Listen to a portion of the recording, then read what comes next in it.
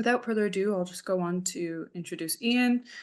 So Ian Parker has come with us, and he's a psychoanalyst and a Marxist in Manchester, doing clinical work through the Red Clinic and political work through the Anti-Capitalist Resistance and academic work through the Discourse Unit. His book, co-authored with David Pavone-Queller, Psychoanalysis and Revolution, has been published in many languages. So I'm going to also just give you a bit of background on the Red Clinic because I think it's super important. The Red Clinic is a collective of communist mental health workers united for a radical psychotherapy, for the care of the oppressed, and for uniting the two in service of communist politics.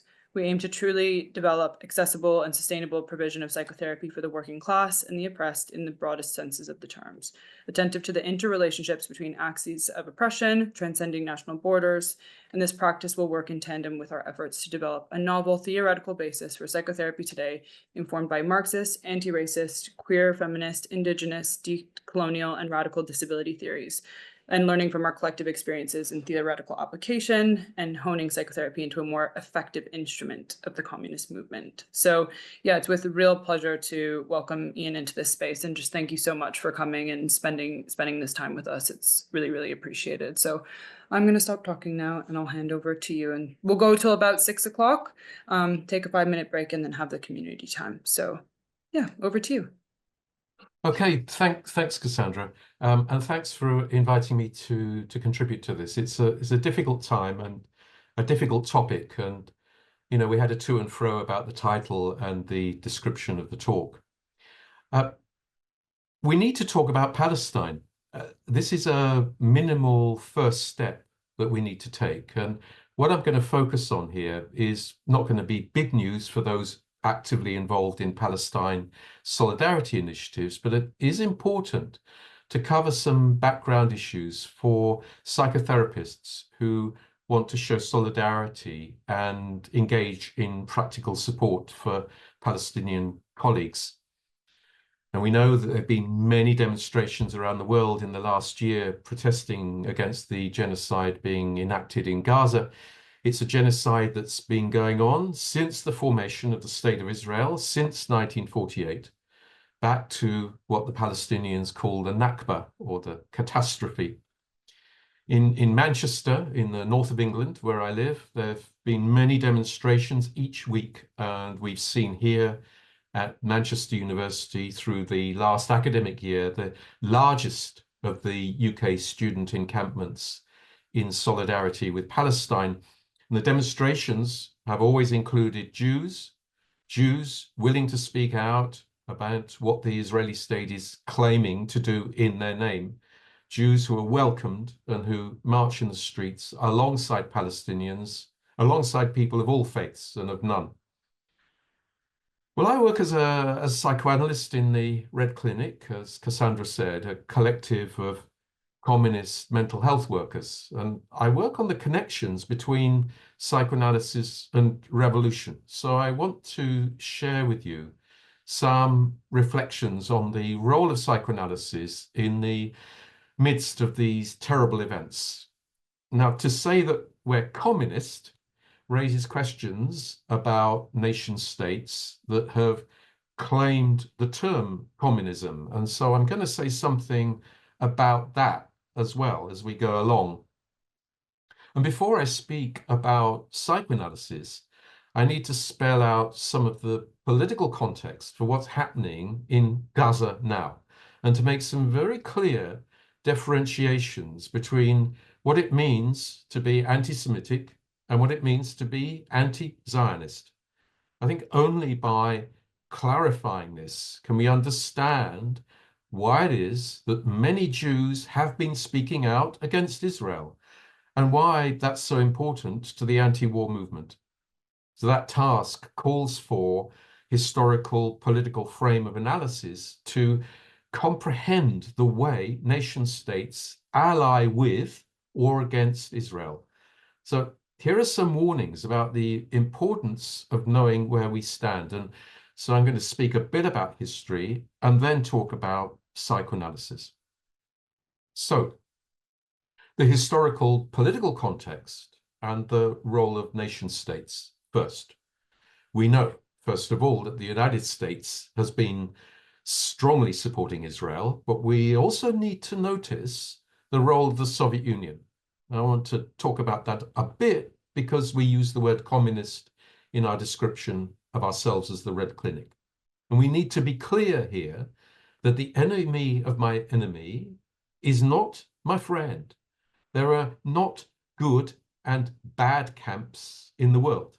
Because you oppose the United States and the state of Israel, that doesn't mean that you should then side with either Russia or China, for that matter.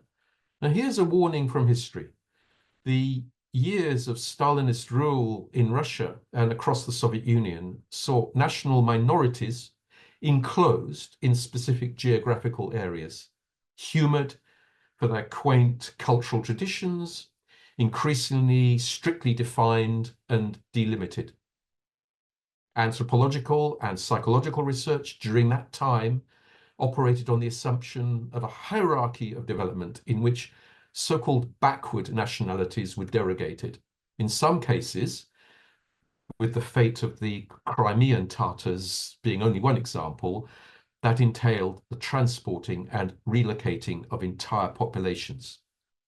Now, in the case of the Jews, there were attempts under Stalin to settle them far from the metropolitan centers, to Birobidzhan, near the border with China. And this so-called Jewish autonomous oblast had Yiddish as its official language.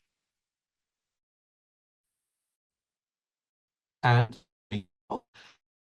elsewhere in the Soviet Union increased in tactics on the part of the Soviet bureaucracy after the Second World War, and when the full extent of the Holocaust was becoming visible. It was a shift, a lot of strategy. So Stalin endorsed the partition of Palestine in November 1947, partition into a Jewish state and Arab territory. And then the policy shift became evident. Then, in May 1948, the Soviet Union was one of the first states to recognize the newly founded state of Israel. That, after having given the go-ahead to the Czechoslovak regime, which was then an obedient partner in the Soviet bloc, giving the go-ahead to supply weaponry to the Zionist paramilitary organization, the Haganah. These arms shipments thus implicated the Soviet Union in the Nakba in 1948 and in the ethnic cleansing by the Israeli state. In this way, Stalin could continue a policy of collusion and compromise with the imperialist powers that would guarantee the project of what he saw as socialism in one country, the one country being Russia and its territories. Then Stalinist diplomatic policy was continued by Nikita Khrushchev as peaceful coexistence. And concerning Jews, this involved a double strategy. First, there was practical surveillance and containment of Jews and other national minorities at home, including in Eastern Europe and in Birobidzhan, and accusations of disloyalty leveled at Jews who wished to emigrate to Israel. Also, there was symbolic containment abroad with the identification of Jews with Israel, as if that's equivalent, Jews and Israel being the same thing, treating Israel as a de facto Jewish state and as if it represented Jews around the world as spoken for and by that state. So what should be noticed here is the enforcement of ethnic and racial homogeneity. Also important to note, and this is very relevant to today's situation and the solidarity movement, there was resistance by socialist internationalist Jews to this process, including Jewish socialists of the Bund, that is the General Jewish Labor Bund, in Russia, in Poland, Lithuania, where the Bund had been founded in 1897, where they were subject to anti-Semitism in Eastern Europe after the Second World War, in some cases still subject to pogroms and many people, Jews, forced to flee to Israel. And there, these socialist internationalist Jews carried on their socialist internationalist organizing and agitation against capitalism in the Israeli state. Some of them concluded that the Jewish people in the Israeli state were effectively disappearing, being encouraged to abandon Yiddish and forced to adapt to a Zionist, Israeli, Hebrew-speaking nation state. So even inside the Israeli state, you have Jews who are opposed to that state. Many Jews refused to support the foundation of Israel. So, for example, when the British government made the Balfour Declaration in 1917, for instance, the Board of Deputies of British Jews opposed it. They opposed that declaration. And the only Jewish member of the British cabinet, that is Edwin Montagu, also spoke out against it, viewing it as anti-Semitic, as a license for those in Britain who wanted to be rid of Jews to send them away to live on some other people's land. And there are Jews now inside Israel who are active against the war, against the genocide, naming it as genocide. In addition to the many varieties of Judaism, adherents of which often accuse other denominations of not being really Jewish, there are explicitly anti-Zionist currents inside Israel, ranging from the ultra-Orthodox Haredi Neturei Karta, and there's a heritage of the revolutionary Marxist group called Matzpen. So, the Red Clinic, as Cassandra said, the Red Clinic are communist. And so we should also remember that while we're talking about Russia, that also in mainland China, which still claims to be a socialist country, although mainland China has spoken out in diplomatic circles against the violence in Gaza, that regime, the Chinese regime, actually has a very ambivalent attitude towards Israel and Palestine. In fact, the Chinese mainland regime actually betrays the Palestinian cause that some on the left mistakenly believe that it champions. The regime's support of Palestine is very limited. It actually guarantees Israel's military and economic power. Chinese investments in Israel have grown significantly in the last 25 years, and China is now Israel's second largest trading partner, with trade amounting to over $24 billion just in the last year. In addition, Chinese investments are crucial to Israel's economic, technological, and infrastructural development, including in armaments. So, the lesson we draw from this is to beware of what we should call campism.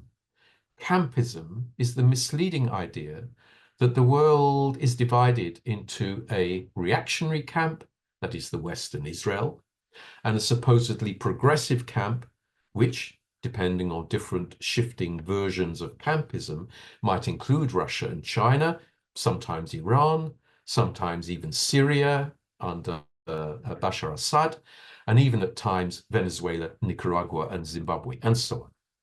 The Western states, allied with Israel, are for sure our enemy. But I repeat, the enemy of our enemy is not necessarily our friend. So this historical frame poses questions about context and alliances. And for those of you who are expecting a talk about psychotherapy, I apologize for giving this historical context, but it's absolutely necessary if we're going to talk about psychotherapy as a process of solidarity and collaboration with our Palestinian colleagues. So let's turn now to psychoanalysis. Where is a psychoanalytic sensitivity to all this and to progressive activity in relation to it? Well, one place is in the rights to speak, in the place of the subject, the human subject, as a subject who speaks. That defines us as human subjects. We are subjects who speak, share a language, try to communicate to each other. And more to the point now, It's the place of the subject who must speak about genocide, but who is often prevented from doing so. So I don't know how colleagues will feel about this and what they've heard, but I hear from the couch in my practice, in my clinic, I hear from my patients, as well as from comrades who are victimized in their workplaces, I hear of this difficulty of speaking, of fear, of inhibition. We know that institutions, many institutions, are panicking when they're under legal threat from UK Lawyers for Israel and other pro-Israel organizations, those who cynically equate Jews with Israel, ignoring the fact that there are many Jews involved in the Palestine demonstrations. So we've seen talks, film screenings, art exhibitions closed down, and we've seen the threat of people losing their jobs. And there's a peculiar parallel in this process of silencing of speech about genocide, a curious parallel to what the right have been complaining of for some years in their own campaign against so-called woke politics. It's a campaign that unfortunately has also been taken up by segments of the left. That is a rhetoric about the woke politics of gay and trans liberation that finds its way from the right and coming into the left. But on the right, we hear of people who claim that they're unable to speak, that they're not permitted to use the racist and sexist language that they were brought up with. Then, when a figure like Donald Trump in the United States appears, or figures appear to the right of the Conservative Party in Britain, in Reform, for example, then the fantasy is that these figures are speaking of ideas that have in some way been repressed. In this way, there's a kind of banalized notion of psychoanalysis at work. It's as if ideas have been repressed, people aren't allowed to speak them, and then there's some kind of weird cathartic relief at hearing the brave, right-wing, anti-woke politicians giving voice to those ideas. And I think there's a clue there to some of the identification with these right-wing figures who are speaking the ideas that people feel that they're not able to say themselves. Now, I think what should concern us here, apart from using some psychoanalytic sensitivity to understand the rise of the right and the popularity of the right, what we can take from this is also the parallel on the left that is problematic now. So we hear of the fear of not being able to speak about genocide. And now we also hear that fear and frustration expressed through rage and resentment and through some kind of ideological short circuit. And I think we can see this expressed in at least two ways, and many different ways, but I want to focus on two ways that this is expressed. I think one is in the turn to populists, to those who do seem to speak out, as those right-wingers speak out and voice what people feel they're unable to talk about. And these now include some groups who say that they're on the left, some of which are harbingers of something worse, I think actually, of actual fascism. And I think one of the things that we should remember about fascism is that fascism in Germany and in Italy came from splits from the left, and in the time of disappointment gave voice to resentment against the state.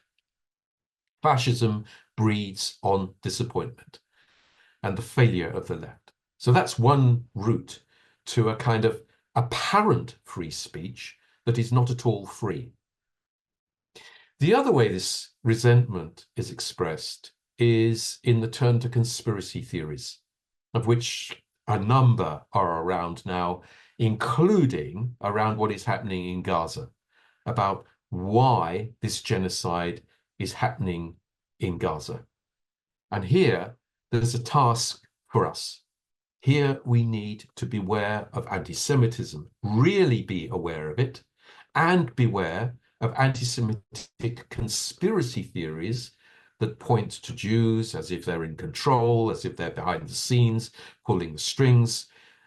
That is something that we really have to be attentive to in our work in the Palestine Solidarity Movement, to prevent ideas from the right from coming in to the left, coming into our solidarity activities. So what we face really is the power of a political economic system, imperialism, not of a small group hidden behind the scenes controlling things. Now, one of the most useful resources for us psychoanalysts has been a marvelous book published in 2022 by Lara Shihai and Stephen Shihai called Psychoanalysis Under Occupation: Practicing Resistance in Palestine. Some of you may know about this book, but it's really worth underlining the importance of this book and the importance of reading it and discussing it. So I'm going to spend a little bit of time on the arguments from this book, not only because it is in itself such a great resource, but also because its authors, and particularly Lara Shihai, have been active supporters of the Red Clinic. So we've learned a lot from Lara Shihai in our discussions about how the Red Clinic can do Palestine solidarity work in relation to our psychoanalytic psychotherapy work. But the argument in this book voices the ethos of the Red Clinic. It voices its internationalism and our own active solidarity work with Palestinian psychotherapists. This book, Psychoanalysis Under Occupation, treads a difficult path.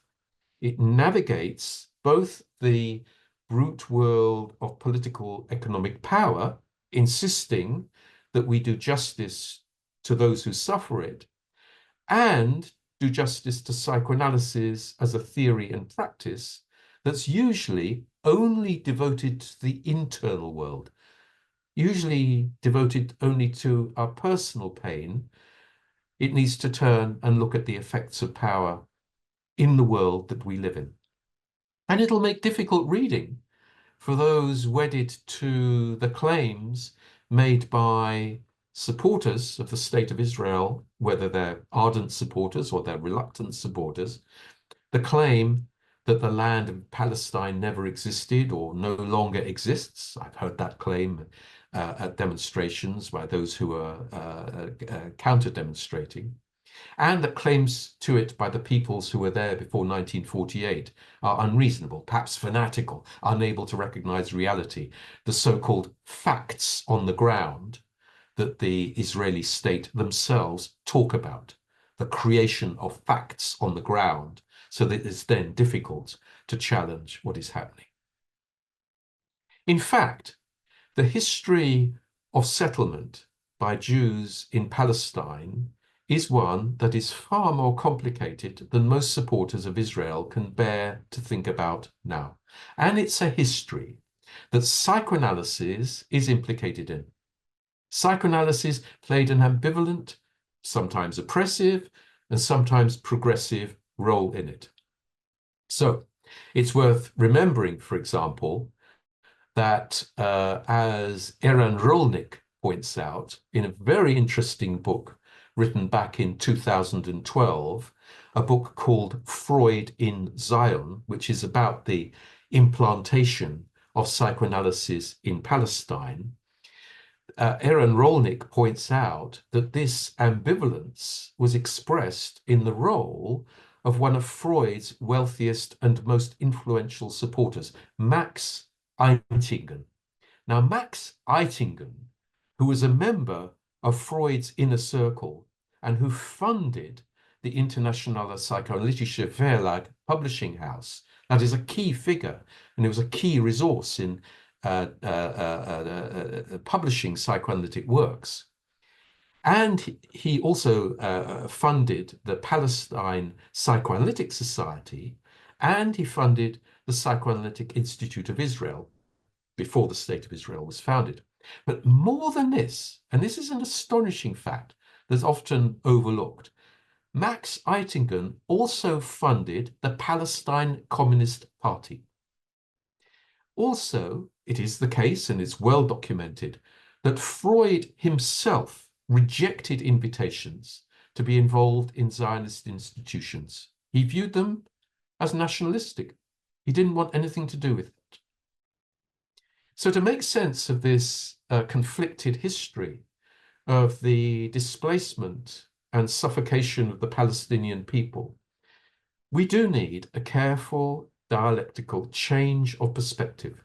So instead of telling the story from the top down as a history framed by the victors of those who were able to set up a state and then claim the land, as if psychoanalysis appears and functions in the region by virtue of the creation of the State of Israel, what Shihai and Shihai do in this book, Psychoanalysis Under Occupation, is to show us that there's a long-standing, vibrant tradition of psychoanalytic theoretical debate and, most crucially, clinical practice in the Arab world as a wider context for the work that Palestinians are now doing inside Israel and inside the occupied territories. So Shihai and Shihai's account is a form of counter-knowledge. It decolonizes what we think we know about psychoanalysis as being only a function of the Jewish diaspora, and instead it tells the story from the standpoint of those who've been subjected to that state, the Israeli state, that is the Palestinians. So whether it's the history or the theoretical complications or the clinical practice of psychoanalysis in Palestine, Lara Shihai and Stephen Shihai back up each claim with meticulous footnote referencing, which points to their sources and which also in many cases provides more elaboration of the argument. So this is an eminently scholarly book as well as a passionately political book. That's not to say it's neutral. It doesn't make a pretense of objectivity, of a story being told as if from nowhere. And so it is from the standpoint of the oppressed. So there are some sharp lessons here for those of us who want to look to some kind of a dialogue to ameliorate the suffering that pains the oppressors in such political contexts so much. And it's that pain of the oppressors that's often the focus of discussions of therapeutic work and dialogue, actually. So you must remember, if you're not to repeat, and this demands that we excavate and work through what kind of peace through dialogue those committed to the Israeli state have in mind. And the shocking and often disavowed fact is that one of the unspoken aims of colonial dialogue, whether it's in Israel or it's in other parts of the world, one of the unspoken aims of colonial dialogue is designed to blame the victims and to re-traumatize them, to keep them in their place in the process of shifting therapeutic attention to their oppressors. This is sometimes articulated and then forgotten, repressed. There's a discussion of dialogue in the Shihai and Shihai book, a whole chapter about it, which shows the limits of dialogue in therapeutic work. We need to think differently in our practice about what dialogue is and how it functions. And this brings us to the surprisingly restrained and nuanced, respectful engagement with psychoanalysis that I want to focus on here for a bit. An engagement that provokes many questions for psychoanalytic theorists and practitioners. So the book throws new light on many different traditions of work in psychoanalysis, even at the same moment as it shows us how Palestinian psychotherapists make use of these ideas. So if we're talking about collaboration with our Palestinian colleagues, we need to read this kind of work and engage in this kind of discussion. What ideas are they using in their own practice? They make use of psychoanalytic ideas, psychotherapeutic ideas, and they embed them, as Shihai and Shihai show us in detailed accounts of that work, they embed them in what is called sumud, the willful collective strength of the people, and through close attention to what is called nafs, the soul or psyche of the people, what usually in psychoanalytic work we call the ego. So Shihai and Shihai conduct their research. It's a kind of research that's clear who it's in solidarity with. They conduct that research in Arabic, and this in itself provides a different perspective. It enables the fleshing out of a standpoint that's very different from most other accounts of psychoanalytic work in Israel. And what we notice, what we learn from this book, and what we learn from talking to our Palestinian colleagues working as psychotherapists, is that Hebrew is the dominant language for psychotherapeutic training in Israel. And it then becomes the barely visible frame for Israeli therapists who provide supervision, then demanding in the process that the clinical work be translated into their own language, translated into Hebrew, and in that process reframed. It's visible to the Palestinians, of course, and now it's made visible to the reader of this book.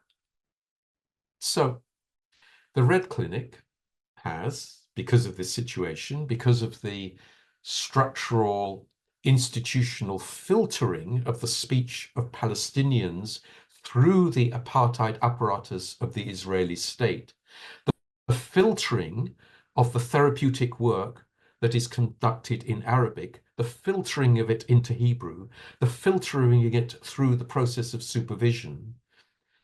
They've been working, and we've been working, with Palestinian psychotherapists to create different spaces to speak about their work. So with Lara Shihai's help, we've been supporting supervision groups that enable Palestinian psychotherapists to discuss their work in Arabic. So the Red Clinic works psychoanalytically with conflict instead of trying to soothe it, instead of trying to hide it, instead of trying to repress it. The pervasive, repetitive, failed attempts to soften the conflict, to wish away the disjunction between accounts, to turn them into a smooth dialogue, is one of the theoretical and practical concerns of the Shihai and Shihai book and of our work. And the decolonial discussion of this dialogue and how we do dialogue differently as a problem rather than the solution is embedded in critical analysis of simplistic appeals to dialogue. And this is important for theoretical underpinnings of hopes for dialogue in many psychotherapeutic traditions.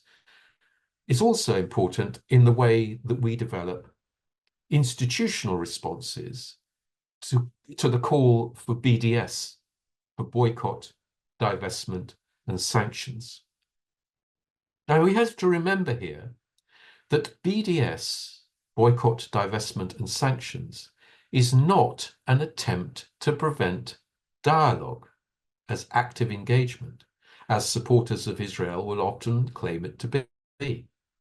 We are actually, and those in the Palestine Solidarity Movement, are actually in favor of real dialogue, dialogue that acknowledges and challenges the occupation of Palestine and the relations of power that justify that occupation by labeling those who resist it as being terrorists or anti-Semites. So BDS, boycott, divestment, and sanctions, targets institutions, not individuals. And in that way, it opens the way to more constructive, fruitful dialogue, dialogue that will change social conditions instead of simply commenting on them. It insists that the oppressed simply speak instead of act. So the point that Shihai and Shihai, like the clinicians they give voice to, know how to inhabit psychoanalysis, speak with it, and notice when it's useful and how. So just to give an example, I was trained as a Lacanian psychoanalyst, and Lacanians will be taken aback by the reference in the book to sumud as being an adaptive defense, as described by one of the Lacanians' #1 theoretical enemies, the ego psychologist Heinz Hartmann. But what Shihai and Shihai do in their book, Psychoanalysis Under Occupation, is show that we need to develop a real dialogue across the psychoanalytic traditions. We need to develop a real dialogue across those traditions in order to build our solidarity work in a way that is akin to the real dialogue that we develop between Jews inside Israel and Palestinians who are having to fight for their lives. And it's clear here that this use of Heinz Hartmann is one that reworks ego strength in such a way as to enable adaptation, but adaptation to struggle rather than to resignation. So this use of Hartmann runs alongside more careful uses of psychoanalysis, as well as challenging the relational psychoanalytic organizations that some of which have deliberately and wittingly attempted to break attempts to build solidarity with Palestinians through BDS. So one might say that there are different resources that we need to learn from here. And one of the key resources that the book draws attention to, and I want to bring into the frame now, is the work of Frantz Fanon. Frantz Fanon is the inspiration for much of the work in this book in Palestine, and it's no accident that Frantz Fanon has also been of interest to Palestinian psychotherapists, because Frantz Fanon calls for decolonization, but also the decolonization of psychoanalysis.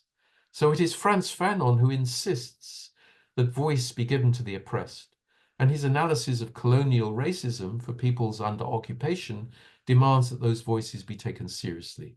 So Fanon is a kind of methodological and political guide that we can listen to work with the voices of the Palestinian clinicians and enable them to tell a story that is critical of notions of dialogue and standard notions of trauma. One might say that just as the patients who are given voice in this book discover that they can speak beyond themselves as they attend to the unconscious, so the clinicians who work in support centers and networks across Palestine that routinely employ colonial tropes, that employ the dominant conservative psychological terms, they're now able to speak beyond the limitations of those tropes and terms and access what is unconscious to their actual practice. Now here to articulate it as a kind of psychoanalysis that is against occupation. Okay, this is all disturbing. Yes, it's disturbing, but then that's surely the role of psychoanalysis, to disturb, unsettle, and, linked to an engaged, critical analysis of culture and society, to change the internal and external world. And that's precisely why the Red Clinic, learning from resources like this book, aims to break the silence of psychoanalysts around Palestine about the genocide. Now, we know that the usual mainstream psychoanalytic position is silence. That is an attempt to avoid politics. That is, by default, an adherence to a political position, a kind of silence that shuts down solidarity, that appeals for dialogue and then pathologizes resistance. We've seen this in the reactionary statements issued by psychoanalytic organizations in the last few years, statements that effectively calls for collusion with the Israeli state, collusion with genocide. That also fuels the anti-woke right wing who are waiting for someone to speak for them. Not incidentally, there are those on the right, including those who claim to side with Israel, who are also ready with conspiracy theories that will tell us that it's the Jews who are all to blame for this and for many other things. Psychoanalysts on the left approach this silence differently, and I want to finish with these points. First, we listen. The clinical space is precisely a space to speak and to be listened to. We don't judge or correct what we believe to be false, but we facilitate a place in the clinic where people can hear themselves speak, be witnessed speaking, and do that in such a way that traverses the fantasy that they're being cancelled and that others must speak for them. And that goes against some of the moralizing that passes for psychoanalysis on the right. Second, we do speak publicly.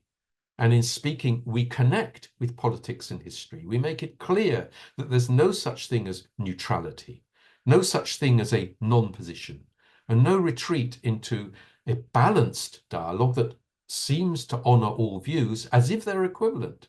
So by virtue of this, we cut across the banalized psychoanalytic discourse that operates as an ideological warrant for repression and then populism on the right. And third, we organize collectively. So our insistence on speaking doesn't mean that we position ourselves as individual tribunes for the truth, as if we're the only ones who know the truth, but through engaging in a collective process of resisting genocide, of building resistance that moves from speech to action. So for the Red Clinic, that's meant practical organization of the Arabic supervision groups, now beginning the process of preparing clinical support for Palestinians for a reconstruction that is in line with Sumud, with the willful collective strength of people who have over and over again resisted erasure. So we've been preparing for the time of ceasefire, a time when it's possible to think about providing psychotherapy in Gaza. The Red Clinic has been working with different organizations, including the Agial Foundation, and we ask for donations to prepare and support that work now. Yes, we can do good work individually, one-to-one or in small group work in the clinic, but it's going to take dedicated institutional political engagement, which the Red Clinic has been at the forefront of, to really embed psychotherapy in social change and in solidarity with Palestine. I'll finish there.